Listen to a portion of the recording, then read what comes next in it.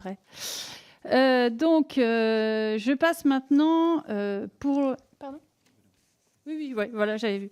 Non, je voulais juste faire une remarque que sur le fait qu'il y a la production laitière dans toute la France, y compris parce qu'il y a des raisons historiques liées à des quotas laitiers, un système de quotas laitiers qui avait permis à l'époque, n'est-ce pas, Julien, de répartir le lait français dans tous les départements, puisqu'ils étaient non délocalisables d'un département à un autre.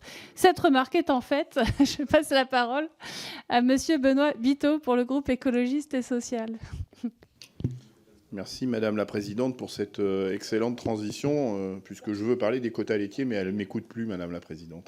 C'est pas grave. Je disais, mais il faut remettre le compteur à zéro. Je disais que merci de la transition, parce que je voulais évoquer, parce qu'on ne peut pas, dans ce débat-là, évoquer l'histoire avec les quotas laitiers.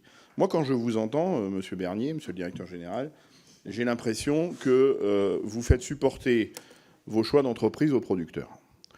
Vous avez fait des choix d'entreprise et encouragé la fin des quotas laitiers. On a vu où ça nous a conduit. Dans le cadre de l'organisation commune des marchés, de la dernière PAC, s'est installée la nécessité d'organisation de producteurs, et les décisions de réduction de collecte se font, certes avec, paraît-il, une discussion avec les organisations de producteurs. Il s'avère que des producteurs nous alertent sur le fait qu'ils n'ont pas été suffisamment concertés. Et ces choix d'entreprise, vous les amplifiez en voulant coûte que coûte continuer de vouloir exporter, en nous disant que l'export, c'est pas rentable et que les producteurs doivent supporter le marché défavorable de l'exportation, mais que vous le faites bien gentiment, avec bienveillance pour ces producteurs. Mais ne pouvons-nous pas, justement, imaginer moins exporter de la poudre de lait qui, avec des aides publiques, participe à du dumping sur les pays du Sud et qui font disparaître des producteurs de lait dans les pays du Sud, et revenir à des fondamentaux qui, par exemple, pourraient consister à revenir à nourrir des herbivores avec de l'herbe. Parce que quand vous me parlez d'exportation qui met 3 milliards d'euros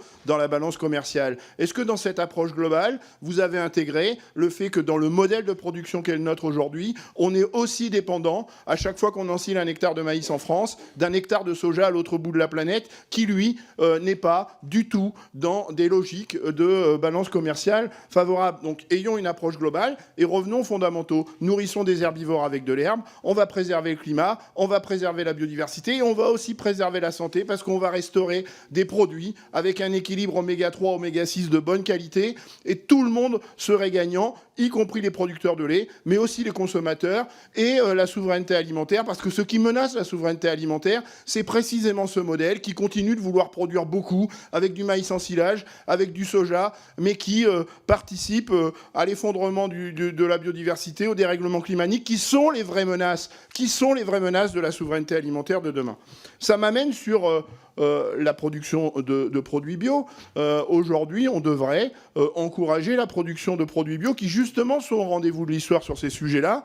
Et à l'instar d'un collègue à vous, dans d'autres secteurs, comme McCain, a compris que si on voulait continuer à collecter les pommes de terre, il allait falloir accompagner les producteurs sur ces fondamentaux plutôt que de coûte que coûte produire sans regarder les impacts externalisés que produisent tout ça. Et enfin, je voulais finir sur les pollutions engendrées par l'industrie laitière, et notamment ce qui se passe à Lons-le-Saunier, où dans des logiques d'industrialisation, on ne respecte plus des ressources vitales comme l'eau qu'on boit tous les jours et qui est menacée par les pollutions qui sortent des usines Lactalis. Et merci Madame la Présidente. Merci Monsieur Benoît Biteau. Monsieur le Directeur Général.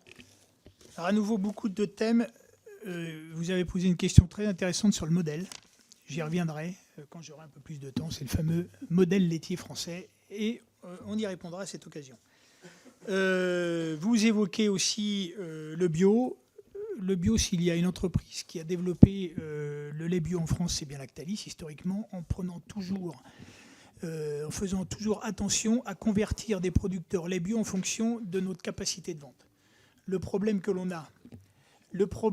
a en France aujourd'hui, c'est que le bio va mal, et ce structurellement, depuis maintenant 2-3 ans, compte tenu de prix élevés.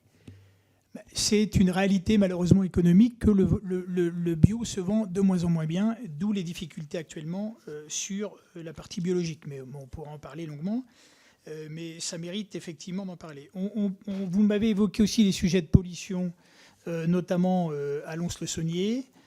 Nous avons déjà présenté notre plan d'action qui a pris un peu de retard, mais les investissements sont faits pour éviter ce type de désagrément.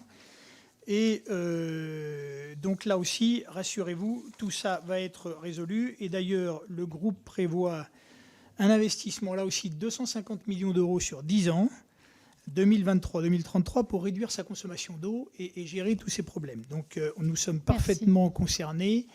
Et j'en profiterai, quand j'aurai un peu plus de temps après les questions, pour vous parler de nos sujets RSE et notre façon d'appréhender ce sujet.